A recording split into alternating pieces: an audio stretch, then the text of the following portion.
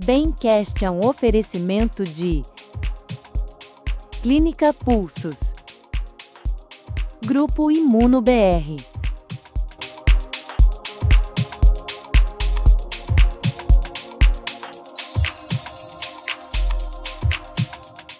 Olá, sejam bem-vindos a mais um episódio do Bemcast, o podcast da Imuno BR com oferecimento da Clínica Pulsos, um espaço pensado para trazer informação de qualidade, de forma simples e acolhedora, para os pacientes e para todos aqueles que desejam saber um pouco mais sobre saúde e bem-estar.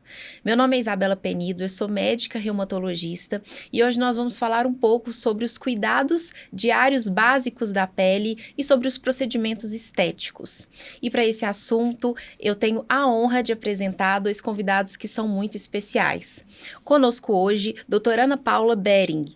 Doutora Ana Paula, que é graduada em Medicina pela Universidade Federal de Minas Gerais, com residência em Dermatologia pelo Hospital das Clínicas da UFMG, é mestre em Ciência da Saúde com ênfase em Cancerologia pela FELUMA e membro efetivo da Sociedade Brasileira de Dermatologia e da Academia Americana de Dermatologia. Seja bem-vinda. Muito obrigada pelo convite, Isabela. É uma honra estar aqui. Conosco também, Dr. Giovanni Indelicato Milano, que é graduado em Medicina pela Faculdade de Ciências Médicas de Minas Gerais, tem residência em Dermatologia pela Santa Casa de Belo Horizonte, é membro titular da Sociedade Brasileira de Dermatologia, preceptor de Dermatopatologia na Santa Casa de BH e professor da Faculdade de Ciências Médicas de Minas Gerais. Seja bem-vindo. É um prazer estar aqui. Obrigado pelo convite. Agradeço a Pulsos também. E para começar, eu queria que cada um dissesse o cuidado essencial básico, um só, que vocês consideram o primordial aí do dia a dia da pessoa. Vou começar então, porque eu acho que a gente vai bater exatamente a nossa opinião. O protetor solar é fundamental, não só para a saúde do paciente, para a saúde da pele, para a prevenção de câncer de pele, mas também quando a gente fala na questão de envelhecimento cutâneo, de prevenção de manchas, de rugas. Então, sem dúvida nenhuma, se eu tivesse que escolher um só cuidado, eu escolheria o fotoprotetor. Perfeito. Aproveitando o gancho, né? Muitas vezes as pacientes perguntam assim, qual que é o melhor protetor solar? Eu falo que o melhor protetor é aquele que você usa. Esse é o melhor protetor para você e tem que usar mesmo. Bom, como essa foi uma resposta unânime, então, doutora Ana Paula, eu quero te perguntar quais os cuidados que você considera essenciais, além da fotoproteção, né? A gente recebe muita informação, principalmente com o advento da tecnologia, das redes sociais, né? A gente recebe várias dicas do que passar no rosto, mas quais que você considera esses daqui não podem faltar no dia a dia? Para todos os pacientes, no geral, eu digo que a escolha de um bom sabonete para a higiene da pele, o paciente deve lavar o rosto de manhã e de noite, 2 vezes ao dia, mais do que suficiente, é o ideal. Um bom hidratante, de acordo com o tipo de pele, se a pele é mais seca, oleosa, o hidratante adequado para aquele tipo de pele e o protetor solar. Esses são os cuidados que todos deveriam ter com a pele. E aí, caso a caso, a gente pode escolher e acrescentar mais produtos, mas esse trio é fundamental. E, doutor Giovanni, a gente chega na farmácia ali, a gente vê aquele monte de produtos, assim, você acha que existe diferença entre os sabonetes, entre os hidratantes, entre os protetores solares, ou o mais importante é seguir e usar todos os dias? Perfeito. Bom, skincare eu falo que é completamente individualizado. Não existe o melhor skincare, o melhor produto. Tem que avaliar a pele, avaliar. Essa é uma pele sensível, não é sensível? É oleosa, não é? E todos esses produtos diferem entre si. Cada produto é desenvolvido para um tipo específico de pele. Então, falar assim, qual que é o melhor protetor solar? Qual que é o melhor hidratante? Depende, qual que é o seu tipo de pele. Existe o melhor produto para você, que pode não ser o mesmo para outra pessoa. Então, a gente sempre tem que avaliar pele a pele para falar qual que é o melhor produto e o melhor skincare para aquela pessoa. E não só levando em consideração o tipo de pele dela, mas também a rotina dela. Muitas vezes ela não tem tempo e nem quer fazer um skincare de 6, 7 passos. Ela quer uma rotina super rápida ali do dia a dia, um retoque de protetor solar ou 2 passos pela manhã, e a gente vai adequar também à realidade do paciente. E existe diferença, por exemplo, entre os produtos que você indica para uma pele mais jovem do que para uma pele mais idosa? Como você faz essa diferenciação? Perfeito. Entrando então nesse aspecto específico, né? Uma pele mais madura vai ter mais desidratação, né? Uma pele mais jovem tende a ser mais hidratada. Então, por exemplo, quando a gente vai escolher hidratantes e sabonetes numa pele mais madura, a gente tende a escolher sabonetes mais leves e hidratantes mais pesados. Quando a gente está falando de uma pele jovem, de uma adolescente, é um pouco o contrário. A gente tende a usar hidratantes mais leves e sabonetes um pouco mais potentes para tirar essa oleosidade em excesso. Uhum. E, doutora Ana Paula, você que é especialista em cancerologia, né? Quais os sinais de pele ali que você orienta o paciente procurar imediatamente um dermatologista, né? Sinais que parecem ser suspeitos. Existem alguns sinais que chamam bastante atenção para o médico e para o paciente. Mas eu acho que tem 3 sinais que o paciente deveria ter muita atenção. Uma lesão que surgiu do nada há algumas semanas, há alguns meses e cresceu rapidamente é o primeiro sinal. O segundo sinal seria uma alteração naquela morfologia da lesão que já existia. Então, o paciente tinha uma pinta marrom que estava ali estável, de repente aquela pinta resolveu crescer muito, ela ficou elevada, ficou verrucosa, mudou a textura da pele em cima da pinta, houve um sangramento, uma dor. Esse é o segundo sinal. E o terceiro sinal, e não menos importante, é o sinal do patinho feio. Esse sinal é o seguinte: o paciente tem várias pintas com a mesma semelhança, o mesmo fenótipo que a gente chama. Existe uma pinta que é diferente de todas as outras. Vamos supor que as pintas são todas marrons e o paciente tem uma pinta preta que destoa das outras. Esse é um sinal de alerta e é o motivo do paciente procurar logo o dermatologista. Esses 3 sinais são fundamentais para mim. E eu acho que é interessante a gente falar na importância do especialista, né? Porque eu sei que vocês, na consulta com o paciente, vocês pedem para o paciente se despir para que vocês avaliem cada parte do corpo dele e tentem achar, né? Vocês têm até um aparelho dermatoscópico que vocês veem ali de perto, né? Para tentar identificar isso. Por isso a importância, né, da especialidade. Importante, Isabela, falar que o exame clínico deve ser completo, examinar a pele toda do paciente. Eu já tive alguns pacientes que foram para o consultório fazer botox e eu fiz o diagnóstico de melanoma. Então, é muito importante que a gente examine a pele do paciente inteira. Uhum. E, Giovanni, a pele, ela mexe muito com a autoestima das pessoas, né? E muitas vezes a gente tem doenças cutâneas ou lesões que causam cicatrizes, né? Como que você lida com isso, com essa parte emocional desses pacientes no consultório? Perfeito. A gente sabe que as doenças dermatológicas, muitas vezes, por serem visíveis, incomodam muito de fato o paciente e prejudicam a autoestima do paciente e o dia a dia do paciente. Hoje a gente já tem escalas próprias para avaliar isso no consultório, tanto que essa doença impacta, mas uma coisa que eu quero reforçar aqui, que a gravidade da doença não está diretamente relacionada com o tanto que aquela doença traz de impacto para a pessoa. Às vezes, a pessoa tem uma lesão pequena, uma doença leve do ponto de vista clínico, de doença propriamente dito, mas aquilo traz um grande impacto para ela. Vamos supor, então, uma acne. Às vezes, a pessoa tem uma acne leve, mas ela se incomoda super com aquilo, tem que usar maquiagem demais porque quer esconder. Mesma coisa de psoríase. Às vezes, ela tem uma lesão no couro cabeludo que, para muitas pessoas, pode ser nada, né? Não, lesão super pequena. Mas, para ela, incomoda muito. Isso a gente considera também como gravidade de doença. Então, a gente sempre tem que estar ligado não só à gravidade da doença propriamente dito, mas o tanto que aquilo impacta no dia a dia da pessoa também. E principalmente, acredito que também fornecer informação para esse paciente, né? Porque eu mexo também, né, com psoríase e artrite psoriásica no consultório. E uma coisa que eu vejo, assim, dos pacientes é que eles têm um estigma, as pessoas ao redor, de que aquela doença seria contagiosa.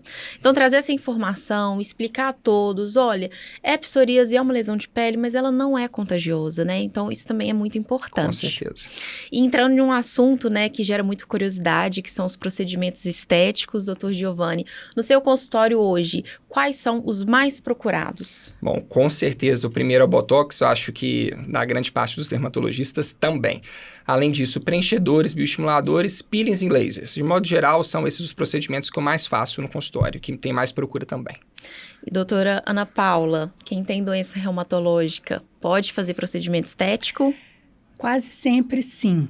Não há uma contraindicação absoluta e formal. É claro que a gente tem que avaliar caso a caso. Eu gosto sempre de compartilhar essa decisão com o médico reumatologista, normalmente, que está acompanhando a paciente. Então, esses casos a gente deve discutir com o médico. Mas o meu conselho é o paciente com doença reumatológica fazer sempre o procedimento estético com um médico dermatologista ou um médico cirurgião plástico. Evitar fazer esses procedimentos com não médicos, com outros especialistas, porque há sim o risco de infecção, o risco de necrose, o risco de isquemia. Então, esse paciente, ele pode sim se submeter a procedimentos estéticos, desde que feito com uma técnica asséptica, que se usem materiais que sejam absorvíveis, que não sejam materiais definitivos, preenchedores definitivos. Muito cuidado com a procedência desses medicamentos que são injetados na pele desse paciente. E também é importante que a gente veja se o paciente está numa fase de crise ou numa fase de estabilidade, de acalmia. É importante que a gente faça esse procedimento quando o paciente não está em surto da doença. Por isso que a importância do cuidado multidisciplinar, né? Da nossa conversa, né? Do dermatologista com o reumatologista. Porque se o paciente, se é meu paciente, ele está numa fase ativa da doença, eu contraindico. Eu falo, olha, não é o momento, você não vai fazer isso agora, né? Então, por isso a importância da conversa, Com né? certeza. Outro ponto que eu acho bastante importante é o ajuste de suspender ou não por um ciclo o medicamento. Só o reumatologista, o médico que está seguindo aquele paciente, ele pode falar, olha, eu vou suspender esse mesmo medicamento para a gente poder fazer com mais segurança esse tipo de procedimento mais ablativo. Então, essa conversa é fundamental. Aproveitando, eu posso falar?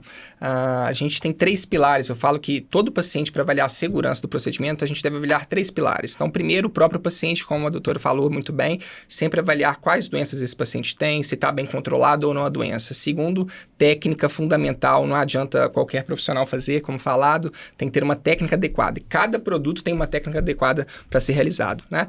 E terceiro, o próprio produto. Hoje a gente sabe que no mercado existem diversas opções de toxina botulínica, diversas opções de preenchedores, e a gente não pode acreditar que todos esses produtos são iguais entre si. É claro que existem produtos nível A de qualidade, que tem mais estudos científicos demonstrando eficácia e segurança, e produtos nível D de qualidade, que muitas vezes nem estudos científicos têm.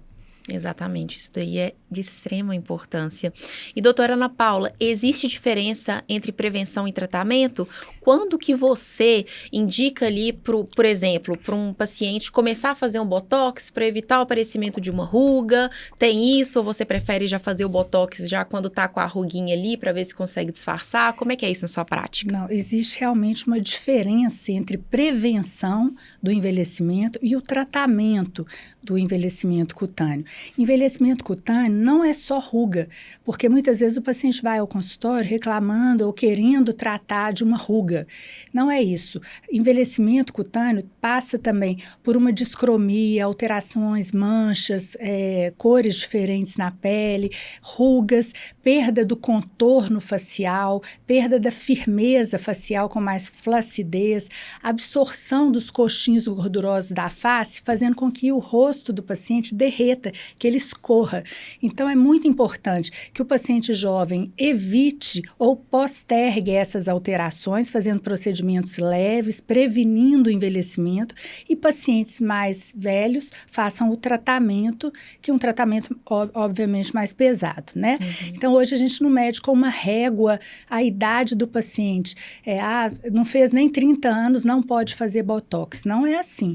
O paciente pode ter menos de 30 anos, mas ele ser mais expressivo, ter uma pele, um rosto que contraia mais, que faça mais mímicas. Então, esse paciente ele vai precisar de toxina botulínica antes dos 30 anos. Então, mais uma vez, como o Dr. Giovanni falou, cada caso é um caso e deve ser avaliado individualmente. Excelente.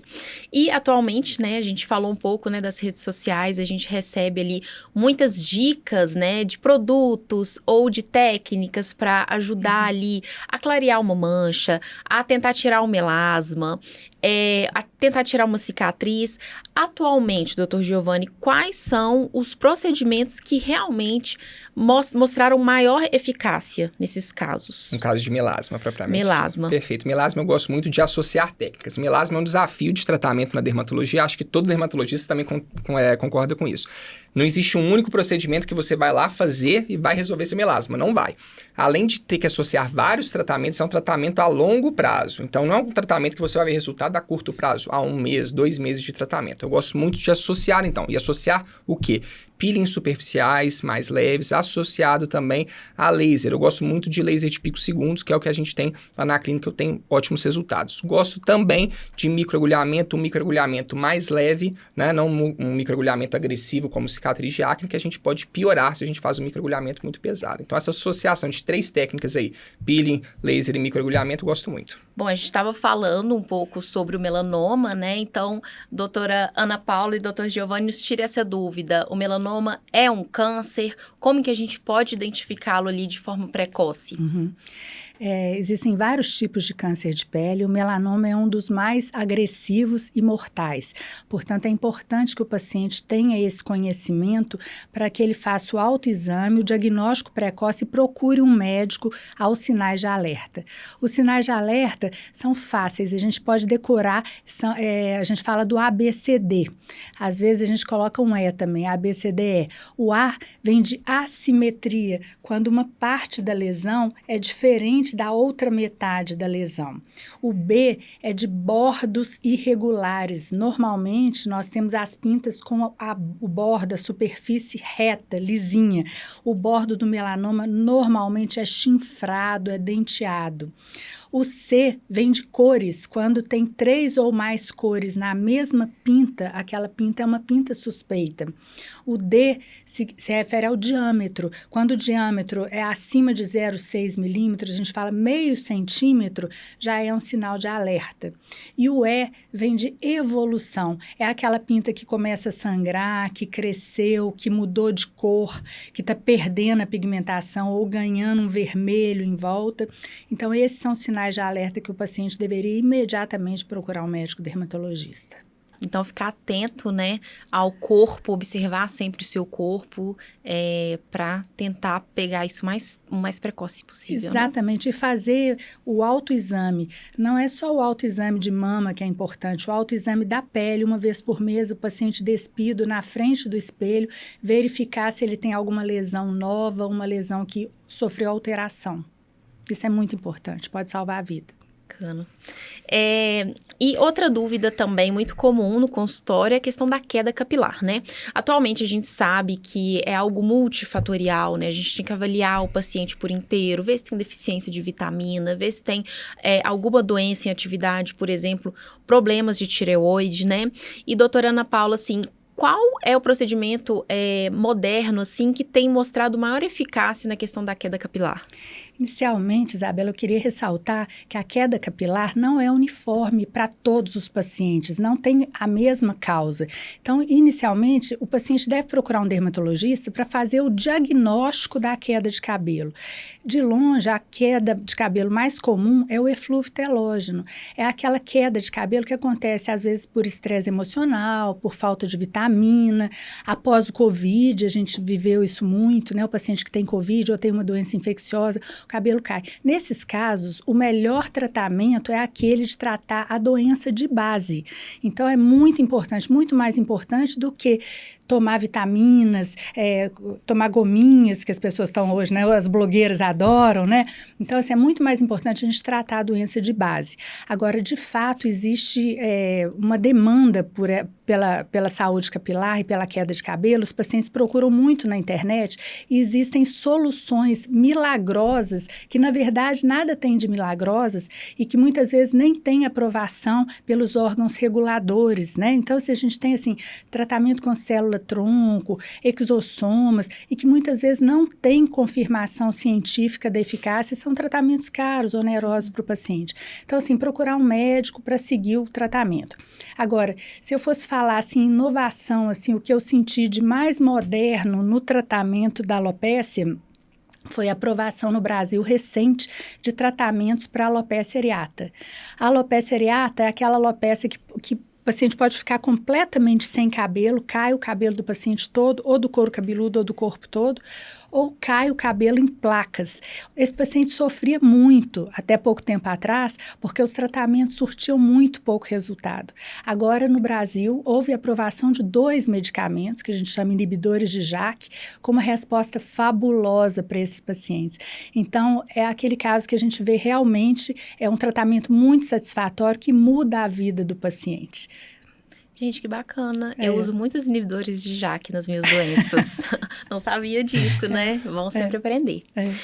Então, a máxima, né? Os procedimentos, eles ajudam, mas eles precisam ser feitos de forma segura e individualizada, né? Com certeza.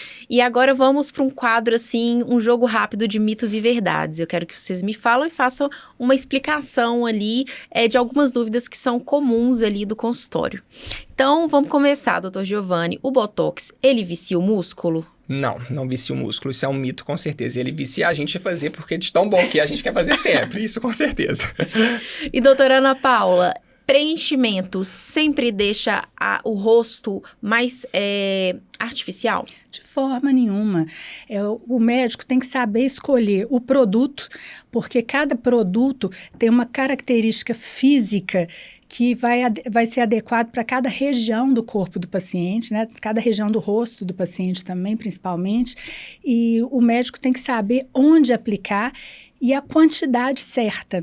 Há pouco tempo atrás, a moda era se injetar 20 seringas de ácido hialurônico, Nossa. 15 seringas de ácido hialurônico. Então, assim, realmente o paciente virava uma cara de boneca, né? Muito feio. Hoje em dia, não. A gente tem que ser assertivo no posicionamento da injeção do ácido hialurônico, da profundidade na pele do paciente que você deve injetar e também da qualidade do ácido hialurônico.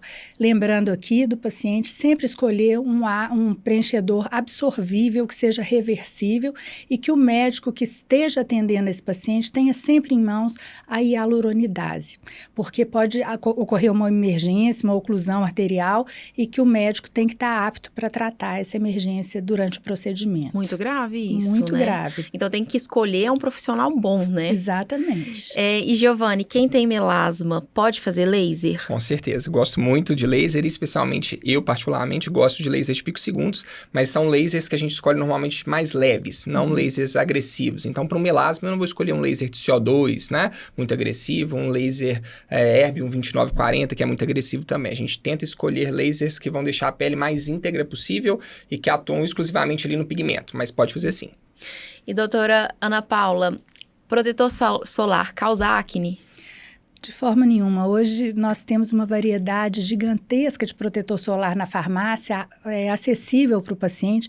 Então, cabe ao médico prescrever o protetor que mais se adequa ao tipo de pele daquele paciente. Se a pele é mais madura, a pele já está mais ressecada, a gente pode passar um protetor solar com veículo creme, com veículo mais oleoso. E se o paciente tem acne, é um paciente mais jovem, de pele oleosa, a gente pode escolher uma textura mais gel creme, uma loção mais fluida. Então, hoje a gente tem opção para todo tipo de pele, não há motivo para o paciente portador de acne deixar de usar protetor solar. Doutor Giovanni, shampoo anti-queda funciona? Não funciona, certamente não.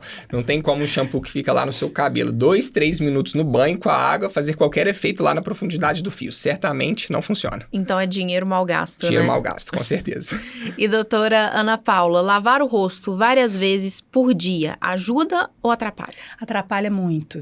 O ideal é que se lave o rosto 2 vezes ao dia, de manhã e à noite, e após exercício físico, o paciente transpirar muito, sujar a pele, né, com transpiração ou com algum esporte que o paciente faça. Então, assim, é no máximo 3 vezes ao dia. Se você começa a lavar muito o rosto, você pode ter, inclusive, uma oleosidade rebote. A pele fica muito ressecada, depois ela produz mais óleo e aquele paciente que já sofre com acne, com pele oleosa, ele vai ter uma piora da sua acne. Além disso, pode sensibilizar bastante a pele, sabe? Causar mais irritação, prejudicando, inclusive, o uso dos outros produtos que vêm na sequência da higienização. Doutor Giovanni, água quente faz mal para a pele? Com certeza, a gente sabe que a água quente, ela quebra a barreira da pele. A gente tem diversas substâncias naturais da pele que protegem aquilo ali. Se a gente utiliza uma água muito quente, a gente vai tirar aquela barreira de proteção. Por exemplo, um caso clássico aqui de dermatite atópica. O paciente que tem dermatite atópica, a gente fala justamente o contrário. Tome um banho de água morna fria, porque a gente sabe que se aquele paciente de dermatite atópica toma um banho com água quente, provavelmente ele vai piorar a condição de pele dele. Esse é meu maior pecado dermatológico. Eu não e nada gosto... de bucha também. Nossa, eu adoro tomar um banho quentinho, gente, pelo amor de Deus. No inverno, né? Nossa, ainda mais esse frio. Ajuda muito nossos pacientes de dermatite atópica nesse controle. Eu brinco com os pais que a gente deve colocar até um reloginho que desarma o chuveiro, né? O aquecimento do chuveiro, depois que passa 5 minutos. Eu sempre recomendo 5 minutos de banho e banho morno. Nossa. Para esses pacientes e para todos nós, né? É. Ô, gente, acredito que foi uma conversa muito rica, né? A gente conseguiu abordar os cuidados básicos com a pele, os procedimentos estéticos e a importância de se procurar um profissional competente, né? Então, para a gente finalizar, eu queria que cada um falasse qual que é o maior erro que vocês veem no consultório, que o paciente comete, que vocês gostariam que eles não cometessem. Eu gostaria muito que os pacientes sempre se certificassem da formação dos profissionais que eles procuram. Muitas vezes o paciente não tem essa consciência e procura profissionais não médicos para fazer procedimentos estéticos que acabam em tragédia. É o que a gente está vendo hoje na mídia, né? Vários escândalos, e na hora que a gente vai checar, aquele profissional não tinha formação para fazer determinados procedimentos. E aí cai a conta no colo do procedimento, né? É o caso que você estava dizendo do preenchimento, de deixar o rosto artificial. Muitas vezes eu recebo pacientes que falam, eu não quero fazer preenchimento porque meu rosto vai ficar igual de uma boneca. Então, você tem que ver muito o profissional que você está fazendo, sempre perguntar qual o produto que você está injetando, a procedência daquele produto é muito importante. Então, nunca procurar profissional não médico para fazer o seu procedimento e, de preferência, um médico dermatologista ou cirurgião plástico. E às vezes acaba caindo a culpa ali no colo do dermatologista, né, que não tem nada a ver com isso, né, e a importância também da gente procurar um profissional que também consiga resolver o problema, porque a gente sabe que alguns procedimentos, eles podem ter complicações, né, isso daí é inerente, né, do procedimento mesmo, mas que a gente tenha um profissional ali que seja competente, que saiba resolver, que tenha essa segurança para dar para o paciente, né? Exatamente, concordo. E você, Giovanni? Estou 100% de acordo, tenho a mesma opinião. Acho que hoje em dia, infelizmente, a estética está muito banalizada e a gente sempre tem que procurar um médico capaz não só de fazer aquele procedimento, mas tratar uma possível intercorrência. A medicina ela é muito ampla. Quando a gente vai fazer um procedimento estético, a gente não só faz, a gente avalia o paciente como um todo. Quais doenças que ele tem? Ele tem alguma contraindicação? Quais medicamentos que ele toma? Tem que suspender algum medicamento? Não tem que suspender? Isso tudo a gente só tem na formação médica. Então, com certeza o que eu peço é valorizem a estética, não banalizem a estética e procurem um profissional capacitado. Queria agradecer muito pela presença de vocês aqui, por terem transmitido tanta informação valiosa. Foi uma honra tê-los aqui hoje. A honra foi nossa. Muito obrigada pelo convite. Com certeza. Muito obrigado, gente. Bom, e para você que nos acompanhou até aqui, meu muito obrigada. Se você gostou, compartilhe esse vídeo com quem você acha que possa se beneficiar dessas informações. Nos sigam nas redes sociais e continuem nos acompanhando aqui para os próximos episódios. Até breve. Bencast é um oferecimento de Clínica Pulsos, Grupo Imuno BR.